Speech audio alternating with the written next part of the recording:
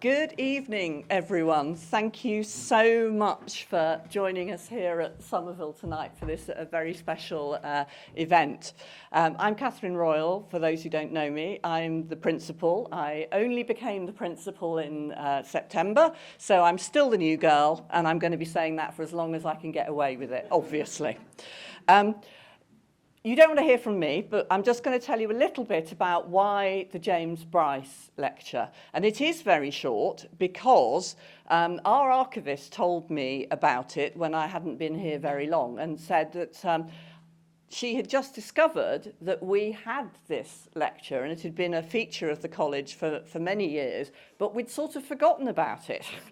But it came because James Bryce's widow left a small bequest in his memory and said, would we hold a biennial lecture about him? Now, obviously, he wasn't a Somervillian for very obvious reasons. And it was 1940 when that was left to us. But the first lecture was held in 1942. Now, was she a Somervillian? Apparently not. But what we do know about James Bryce is he was a great proponent of women's education. So with apologies to Karen, who went to Girton, she obviously felt that Somerville was the place to remember a man who was a tremendous advocate for women's education. So that's why we're here. So when I was told about this, of course, I didn't know who James Bryce was, but don't tell anyone. So I looked him up. And I discovered that amongst all the other things that he had done, he had been British ambassador to Washington. So I thought, if we're going to revive this, I can think of somebody who had a very distinguished career.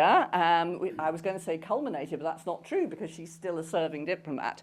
And I thought I would ask Karen Pierce if she would very kindly gracious enough to come and talk to us about her career, about being a British diplomat. I think you are the most famous living British diplomat. I can think of someone who... I'm not sure I can. And you have had the most amazing career with the first posting in Tokyo, and you have done more or less everything else, which no doubt we will hear about. But you've covered an awful lot of multilateral work, and you've been in most continents in some role or another, and done some amazing jobs in London as well, being head of the newsroom, being the chief operating officer, being the political director, all of these things. I mean, more or less every job the senior job that there is in London. So I'm going to hand over to Karen, and after Karen's spoken, we'll give you the chance to ask her some questions. Thank you.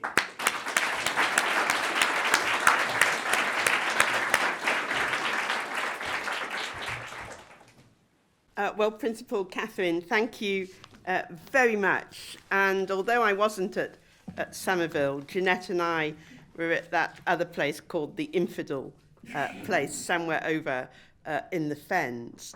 I've been enchanted to hear from Catherine and from Jill Bennett, both of whom are old colleagues from the Foreign Office, quite what a very strong connection you have with diplomacy, with very many of our colleagues having come from here, like Ambassador Leanne Saunders, and then Alison Bales, I wanted to pay a particular tribute to. When I started in the Foreign Office, one of my early roles was on politico-military work.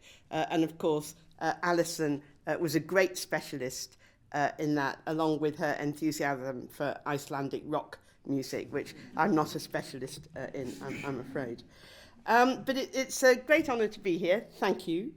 The first Viscount Bryce, James Bryce, OM, GCBO, PC, FRS, FBA, a true polymath, a truly talented Victorian in those days. And I think it's true to say of him, as it was said of Jefferson, never so much knowledge in a room since Jefferson dined alone.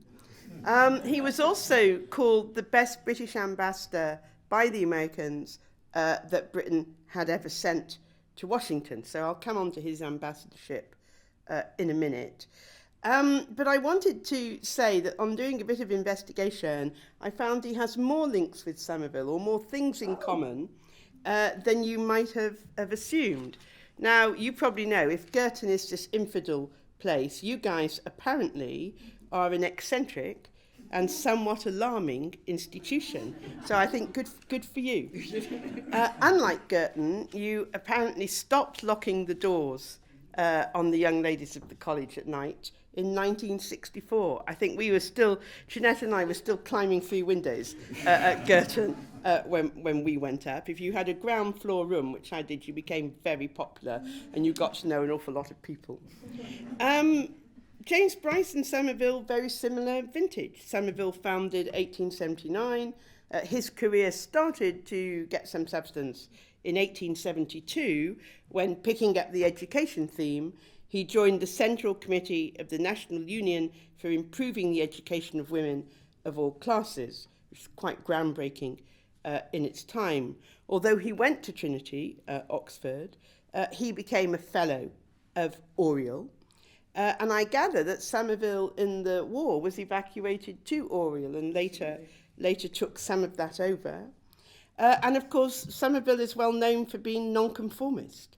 And he too was one of the first nonconformist ministers to serve in government. So there are some nice links there.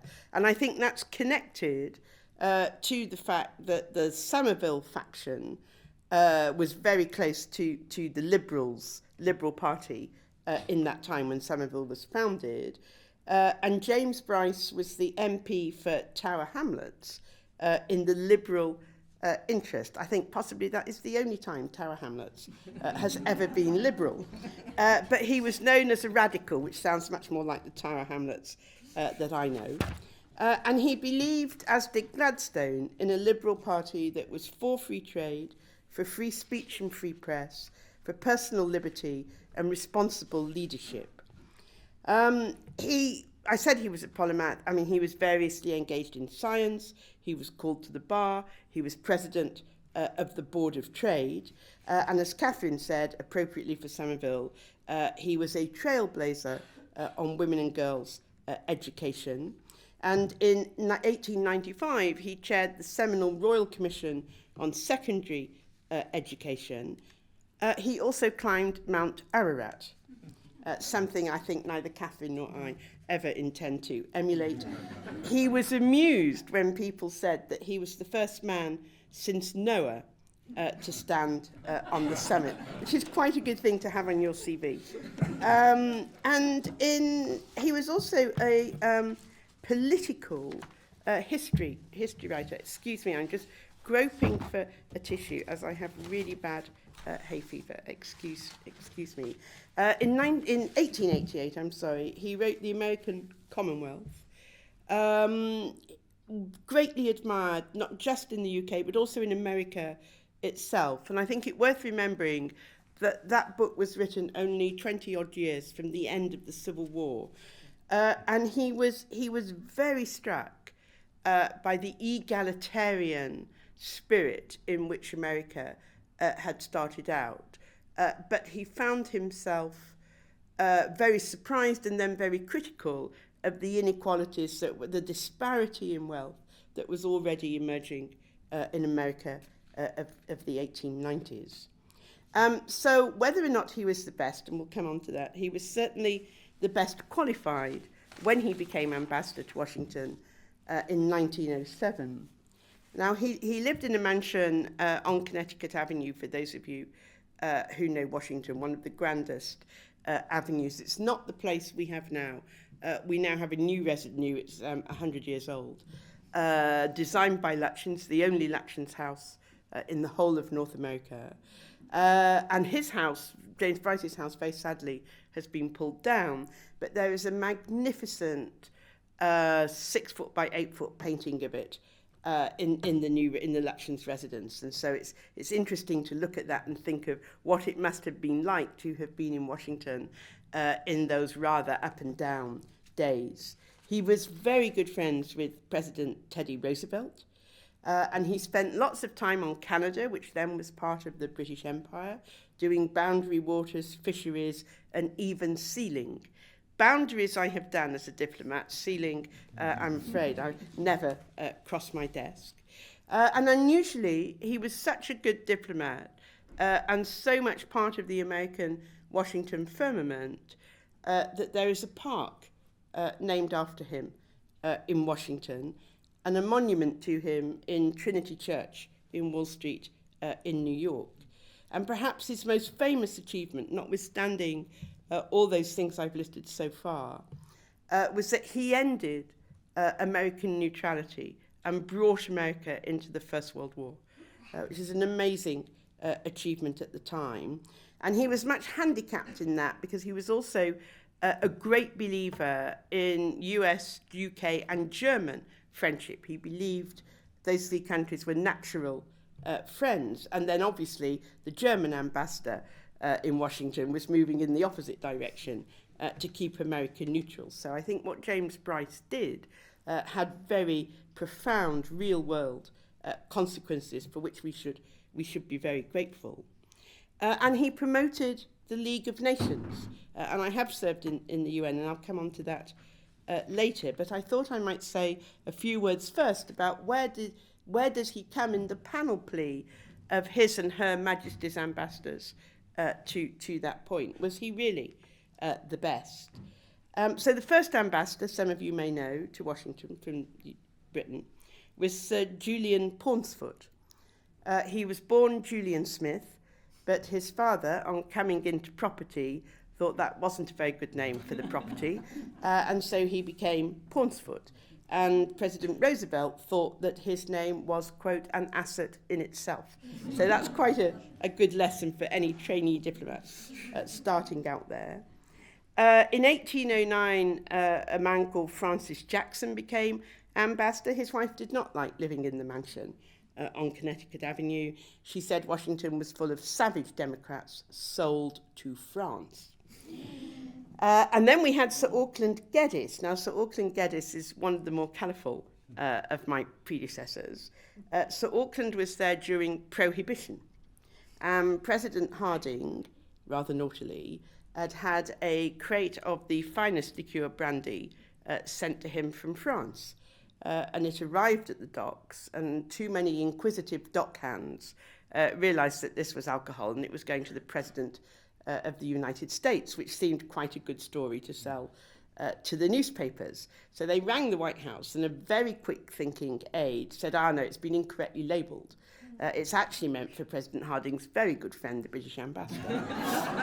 And because all embassies are diplomatic premises and therefore not subject to the same laws and taxes on those premises, it was duly shipped off to Sir Auckland without a murmur, whereupon Sir Auckland helped himself. And when the White House came round to collect it, I'm sorry to say he drank a lot. And unfortunately, none of it was in the cellar when I got to Washington, which I thought was a huge shame. So I think you can see why, on getting James Bryce, the Americans thought at last they got a very good person to be ambassador, because of course they were in the habit of sending men of the calibre of John Adams to London, and at last they thought it had been reciprocated. So I thought it might be interesting to take the areas he worked in and tell you how things go today, what we do on those in the Foreign Office, where relevant, where I have worked on some of those issues as well. But I thought I would let you know, first of all, that he was a political appointment, surprisingly. And despite his talents, this was much criticised on those grounds at the time, so not a lot changes. I found it really interesting that he was president of the Board of Trade. I think that liberal tendency from Gladstone to support free trade is something that has been in the British DNA for centuries, partly to do with being a maritime nation, partly, I think, also to do with a certain view of freedom. And I mention that because when I was in America and would go around all the states, the theme that kept coming up, and Michael, you and I have talked about this, the theme that keeps coming up is common law. Lincoln, when he was a young lawyer on the Northern Circuit, had room for just 2 books in his backpack. One was Blackstone's commentaries on the laws of England, and the other was Kent's commentaries on Blackstone. So the common law heritage that we both share was a very strong tie, and still is today. And I think it does give America and Britain a certain perspective on freedom, a certain perspective on that you should try, you should have a go, that things are permitted unless they're prohibited. And I do see a big difference there from other countries that I've served in. I don't know how successful he was in getting trade deals with the Americans. The Americans are very fierce trade negotiators and were indeed in his time. When I was there, we tried very hard post-Brexit to get a trade deal with the Biden administration. And sadly, it just couldn't be done. The agriculture aspects of modern trade deals are now deeply political and much harder to do than they were when the GATT was in existence, for example. And when I served in Geneva, which I'll come on to, I was also the ambassador to the World Trade Organization. And I'm sorry to say that same animating spirit that saw free trade as a global good not only is not there, the notion that free trade is positively bad because of its domestic counter effects is starting to gain hold more and more. And I will say I think that's a pity. I think the way America and to a certain extent the EU have turned protectionist is a loss to the world. And we would spend a lot of time in the embassy in Washington trying to persuade the Americans that it was in America's own strategic interests that her allies have healthy and competitive industries. And there is a caucus in Congress that would help us with that. But I'm sorry to say it's no longer the prevailing mood throughout the West as it was when I did my first posting in Japan. On Brexit, I became one of the very few officials in the British government, because I'm so old, who could actually remember what it was like to have a national trade policy before we had an EU one. Which makes you in great demand when you're trying to set up a new trading policy. And I remember on the day of Brexit, as Catherine said, I was the chief operating officer. And I remember we'd all got up at 7 in the morning. We were to be given breakfast in the Foreign Office, which is very, very rare that you would be given breakfast in the Foreign Office. And of course, the result was not what the government had expected. And I remember going home thinking, I have got to write down what it means to have an independent trade policy, and then out of that, some of the successes of the trade agenda and the trade agreements were born. And I'm pleased to say that eventually, although it didn't happen under me when I was at the embassy in Washington, under Peter Mandelson and the new ambassador Christian Turner, we have managed to get a trade deal with the Trump administration. It's early days, it needs flesh putting on the bones. Nevertheless, it's there, and it's something to build on. An enormous credit should go to Varun Chandra, who's the Prime Minister's business advisor, for his effort in that. And of course, most of you know that when the King was there, the President waited till the very last minute and then, for maximum effect, lifted the tariffs on Scotch whisky, which is fantastic. We thought we'd had a breakthrough earlier under the Biden administration on this, because there were reciprocal tariffs on bourbon and Scotch whisky and other goods from Scotland. And USTR rang us up and said, what are those whisky-related things that we've put tariffs on? So we gave them a list, and they said, no, those things you eat. And they took the tariffs off the whiskey-flavoured shortbread because they enjoyed eating them with their tea, which wasn't quite what we had in mind. But nevertheless, we have managed, the embassy has managed, I should say, to go from strength to strength with a pharmaceutical agreement and an AI and tech agreement. And I got very excited by this last one because when I first got to Washington, one of the things I wanted to do was to take all the new subjects that are coming up in the 21st century, particularly AI and tech, which I think will end up being as disruptive as nuclear energy was in the 1950s. And we will end up having to have a huge number of instruments and protocols and agreements to help us manage the risks and also the opportunities. But I remember saying to the embassy we should set ourselves the goal of making tech agreements with the Americans as deep and profound as the security and intelligence and nuclear relationship, which is enshrined in something called the Mutual Defence Agreement from 1958. And I'm very sorry I didn't manage to do it, but I'm absolutely delighted that Varun and Peter and Christian did manage to get that agreement. And I think it's going to have a profound effect in helping attract capital to the United Kingdom to help all the innovative startups in AI that we have. And not many people realise that while obviously China and the US are the two big giants of AI, Britain is the third in the world. And that's obviously something we really want to hold on to. And then the other thing that I was very excited about was the nuclear agreement with the Trump administration around small modular reactors. And I say this because Britain could be a world leader in small modular reactors. And I do hope that that also bears fruit. So if I look back, I think James Bryce would be smiling down and think we hadn't done too badly with his position as a former president of the Board of Trade.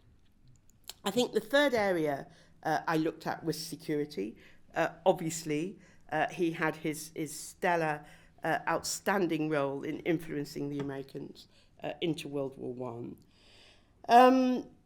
We had a big theme in Washington around shared endeavours in war and peace. Catherine and I have both served in Afghanistan. Although we were civilians, we know what it's like in those sorts of environments. And indeed, you know, you have Daphne Park from Somerville, who much more than us even knows exactly what it's like to be on the front line. And for her, of course, that was an invisible front line and often metaphorically far below ground. So her heroism, I think, is truly inspiring and possibly is the reason why you have so many alumni in the Foreign Office, at least I hope it is.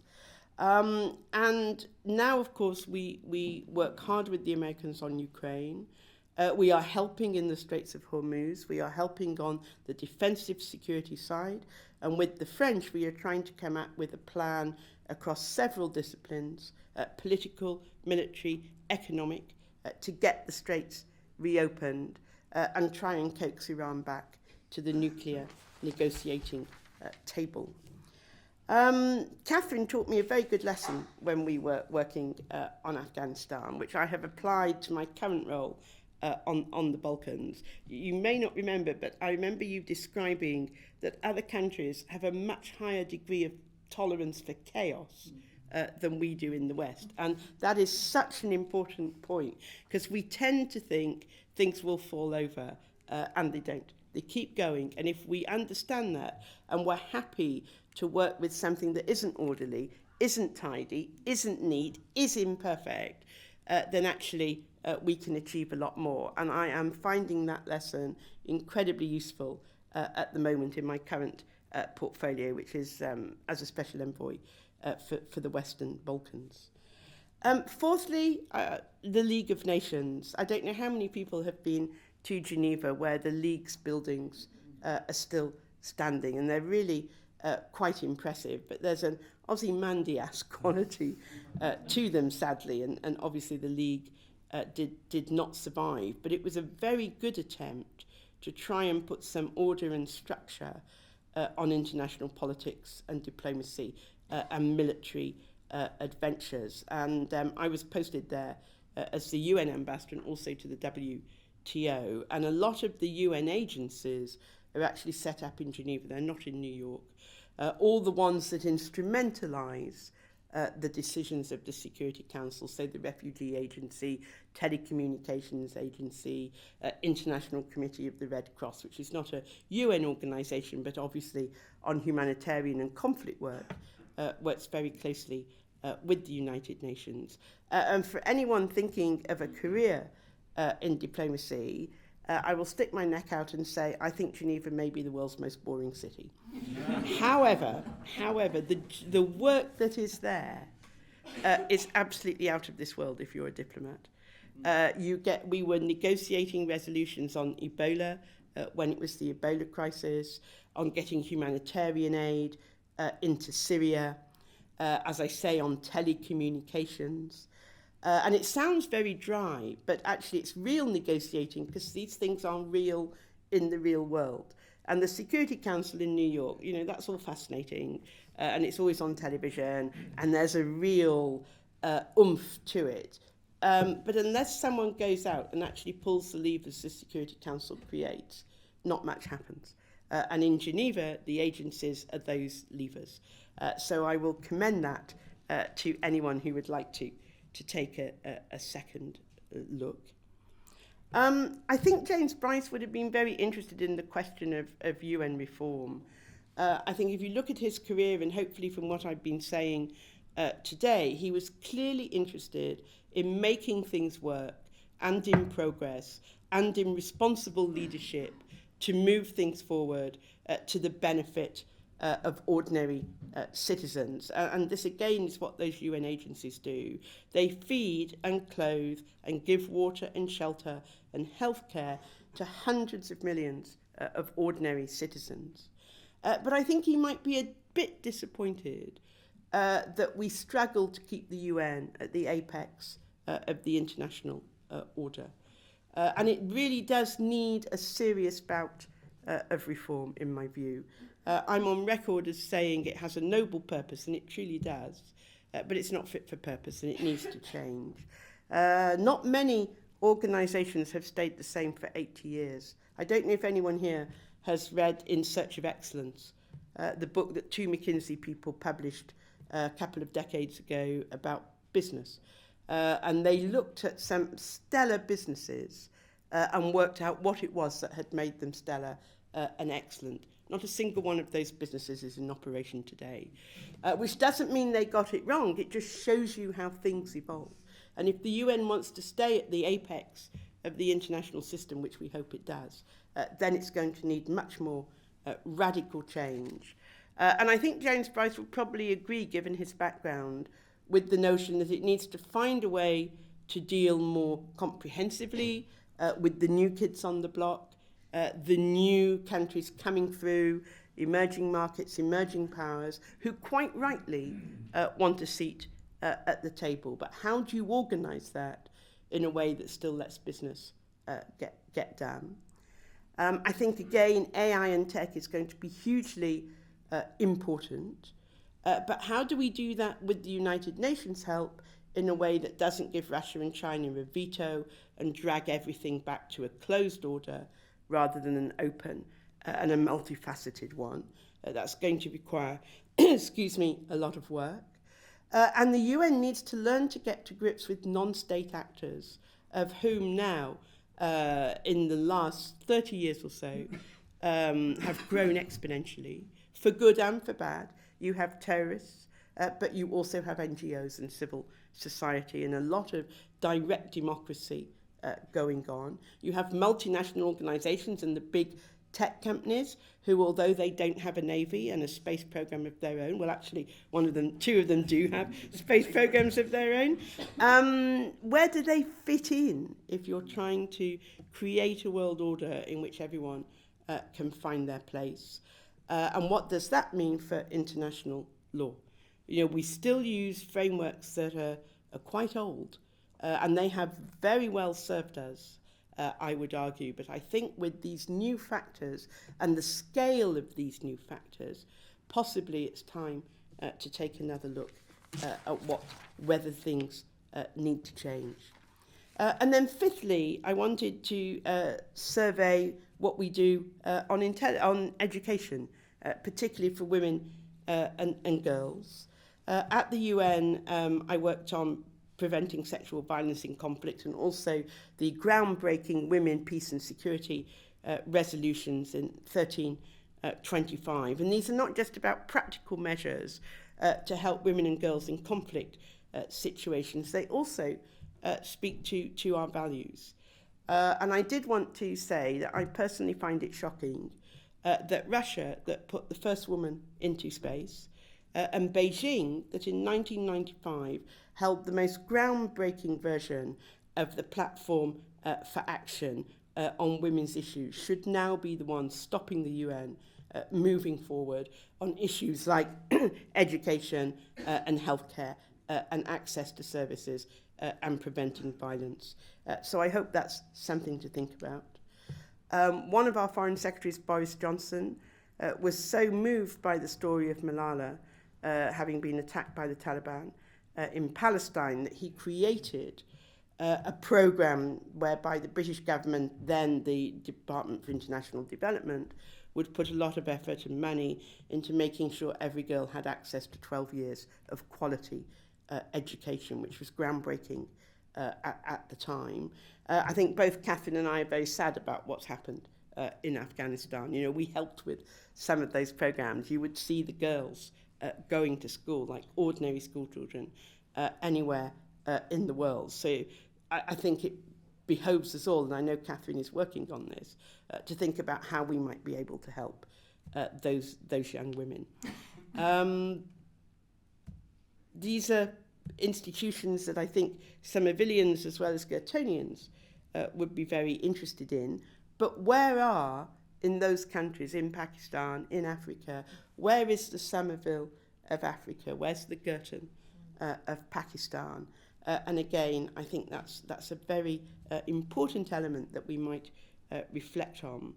On the other hand, on the positive side, when I was in Geneva, we had at that time a third of all ambassadors were women, which is very unusual. Now a third in New York are women, which is good progress. And we started something called the Power of Empowered Women, and we would bring people from these countries to explain their stories. And some of them are incredibly moving stories, and people have been through extraordinary hardships to get the education and the qualifications they want. But one fact came out of all the stories.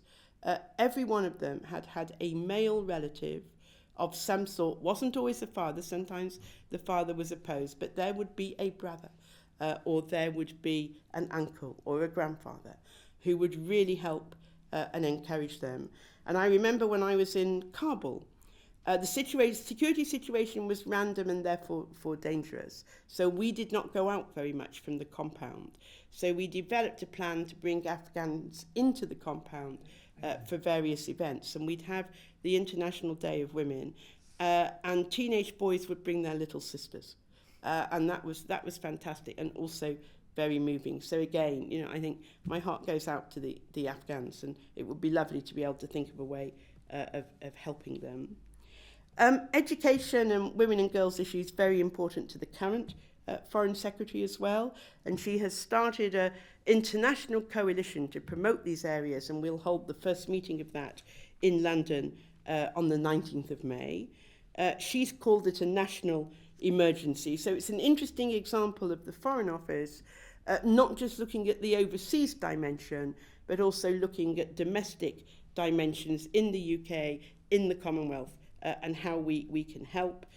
We've done some very good work with the World Bank in Yemen and Pakistan around education in schools, about some of these issues relating to violence on women and girls, getting the curriculum changed in 160 schools in Sindh province.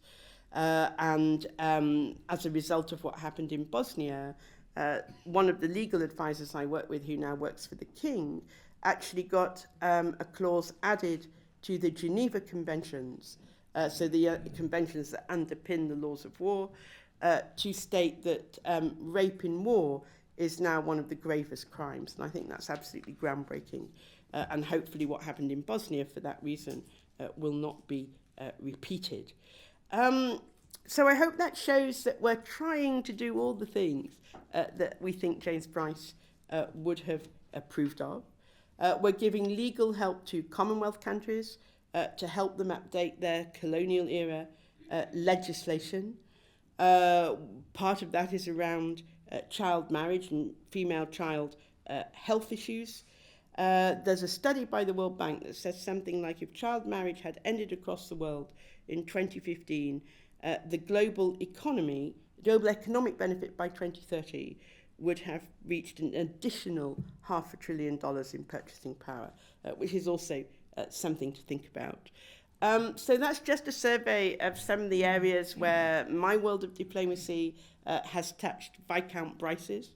I think he remains the best ambassador, certainly the best qualified we've sent to the United States. And it is a huge honour to be able to share a little bit more about him and about modern diplomacy with you today. Thank you very much.